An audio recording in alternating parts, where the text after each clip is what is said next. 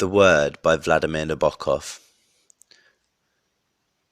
Swept out of the valley night by an inspired oniric wind, I stood at the edge of a road, under a clear pure gold sky in an extraordinary mountainous land. Without looking, I sensed the lust, the angles and the facets of immense mosaic cliffs, dazzling precipices and the mirror-like glint of multitudinous lakes lying somewhere below, behind me. My soul was seized by a sense of heavenly iridescence, freedom and loftiness. I knew that I was in paradise. Yet, within this earthly soul, a single earthly thought rose like a piercing flame. And how jealously, how grimly I guarded it from the aura of gigantic beauty that surrounded me. This thought, this naked flame of suffering, was the thought of my earthly homeland. Barefoot and penniless, at the edge of a mountain road, I awaited the kind, luminous denizens of heaven, while a wind, like the foretaste of a miracle, played in my hair, filled the gorges with a crystal hum, and ruffled the fabled silks of the trees that blossomed amid the cliffs lining the road. Tall grasses lapped at the tree trunks like tongues of fire. Large flowers broke smoothly from the glittering branches and, like airborne goblets brimming with sunlight, glided through the air, puffing out their translucent convex petals. Their sweet, damp aroma reminded me of all the finest things I had experienced in my life. Suddenly, the road on which I stood, breathless from the shimmer, was filled with the tempest of wings. Swarming out of the blinding depths came the angels I awaited, their folded wings pointing sharply upward. Their tread was ethereal, they were like coloured clouds in motion, and their transparent visages were motionless except for the rapturous tremor of their radiant lashes. Among them, turquoise birds flew with peals of happy girlish laughter, and lithe orange animals loped, fantastically speckled with black. The creatures coiled through the air, silently thrusting out their satin paws to catch the airborne flowers as they circled and soared, pressing past me with flashing eyes. Wings, wings, wings! How can I describe their convolutions and their tints? They were all powerful and soft, tawny purple, deep blue, velvety black, with fire dust on the rounded tips of their bowed feathers. Like precipitous clouds they stood, imperiously poised above the angel's luminous shoulders, now and then an angel, in a kind of marvellous transport, as if unable to restrain his bliss, suddenly, for a single instant, unfurled his winged beauty, and it was like a burst of sunlight, like the sparkling of millions of eyes. They passed in throngs, glancing heavenward. Their eyes were like jubilant chasms, and in those eyes I saw the syncope of flight. They came with gliding step, showered with flowers. The flowers spilt their humid sheen in flight. The sleek, bright breasts played, whirling and climbing. The birds chimed with bliss, soaring and dipping. I, a blinded, quaking beggar, stood at the edge of the road, and within my beggar's soul the selfsame thought kept prattling. Cry out to them, tell them, oh, tell them that on the most splendid of God's stars there is a land, my land, that is dying in agonizing darkness. I had the sense that if I could grasp with my hand but one quivering shimmer, I would bring to my country such joy that human souls would instantly be illumined and would circle beneath the plash and crackle of resurrected springtime to the golden thunder of reawakened temples. Reaching out with trembling hands, striving to bar the angels' path, I began clutching at the helms of their bright chasubles, at the undulating torrid fringes of their curved wings, which slipped through my fingers like downy flowers.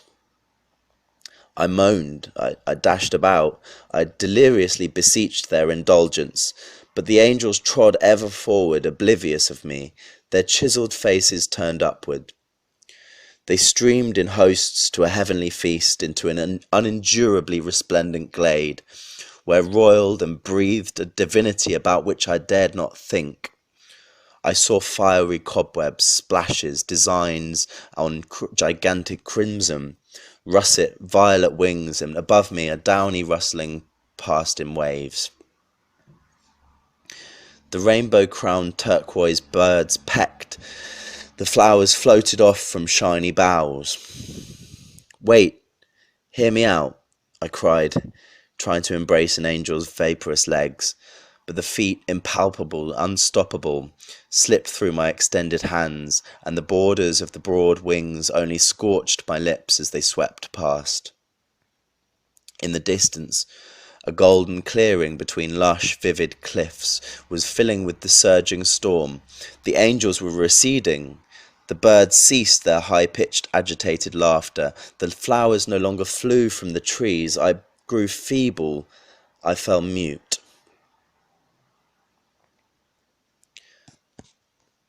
Then a miracle occurred. One of the last angels lingered, turned, and quietly approached me. I caught sight of his cavernous, staring, diamond eyes under the imposing arches of his brows. On the ribs of his outspread wings glistened what seemed like frost.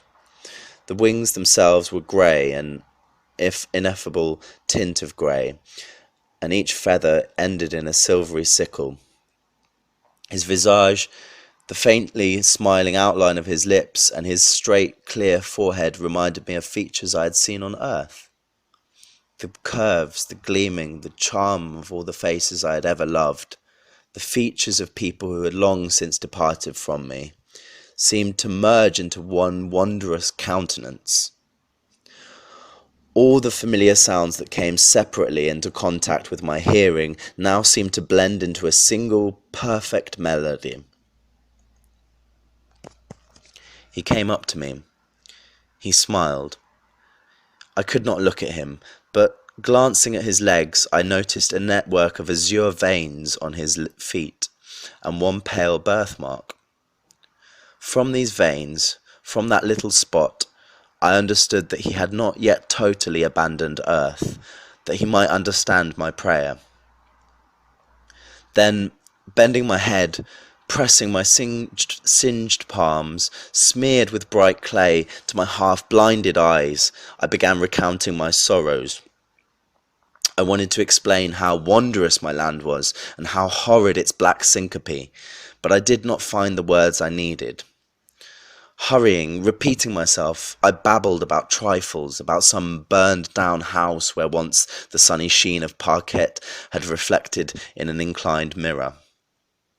I prattled of old books and old lindens, of knickknacks, of my first poems in a cobalt schoolboy notebook, of some grey boulder overgrown with wild raspberries in the middle of a field filled with scabasia and daisies.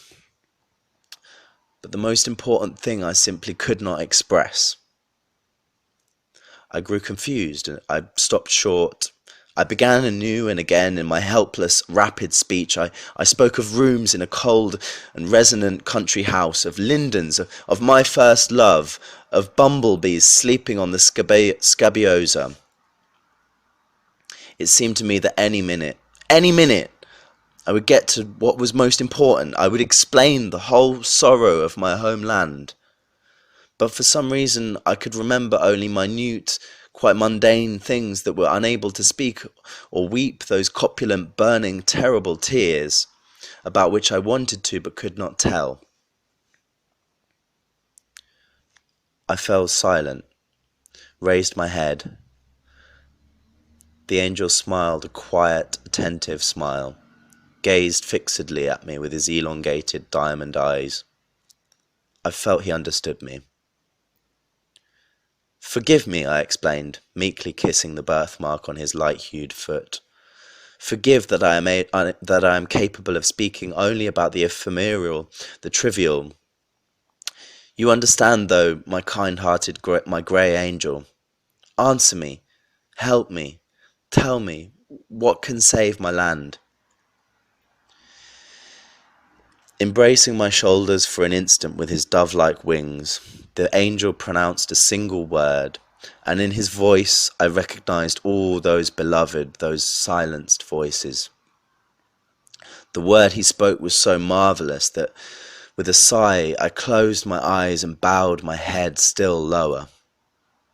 The fragrance and the melody of the word spread through my veins, rose like a sun within my brain. The countless cavities within my consciousness caught up and repeated its lustrous Edenic song.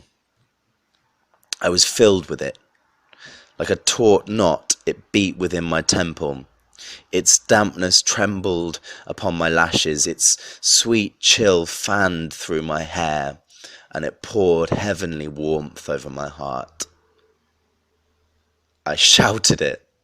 I revelled in its every syllable. I violently cast up my eyes, which were filled with the radiant rainbows of joyous tears. Oh, Lord! The winter dawn glows greenish in the window, and I remember not what word it was that I shouted.